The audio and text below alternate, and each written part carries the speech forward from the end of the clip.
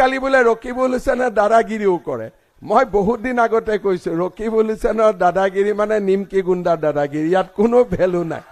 এইবিলাক দাদাগিৰিৰ কোনো ভেলু নাই। অসম চৰকাৰৰ কব্জা বহুত টাইট আছে, হয় নে নহয়? আমাৰ চৰকাৰৰ কব্জা টাইট আছে নে নাই? গোটেই কাজিৰঙাত গড় হত্যা বন্ধ হৈ গ'ল নে নাই? তেওঁ ডাঙৰ গুণ্ডা, সেইটো কিন্তু মই মানি লৈছো। তেওঁ সেইটো স্বীকাৰ কৰিছে, মই হলো নিমকি গুণ্ডা আৰু তেওঁ হল সবল গুণ্ডা। তেওঁ গুণ্ডা, তেওঁ শকত গুণ্ডা, এইটো মই মানি লৈছো।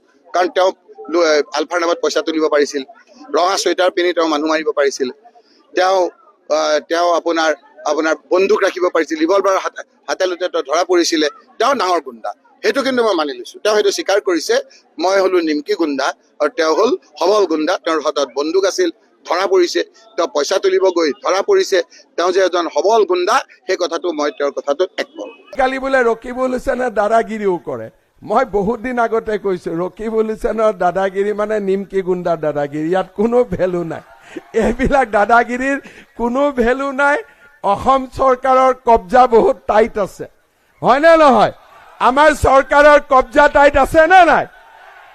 গোটেই কাজিৰঙাত গড় হত্যা বন্ধ হৈ গ'ল নে নাই? তেওঁ ডাঙৰ গুণ্ডা, সেইটো কিন্তু মই মানি লৈছো। তেওঁ সেইটো স্বীকাৰ কৰিছে, মই হলো নিমকি গুণ্ডা আৰু তেওঁ হল সবল গুণ্ডা।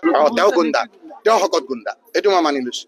কাৰণ তেওঁ আলফাৰ নামত পইচা তুলিব পাৰিছিল, ৰঙা চুৱেটাৰ পিন্ধি তেওঁ মানুহ মাৰিব পাৰিছিল, তেওঁ আপোনাৰ বন্দুক ৰাখিব পাৰিছিল, ৰিভলভাৰ হাতে লুতে ধৰা পৰিছিলে।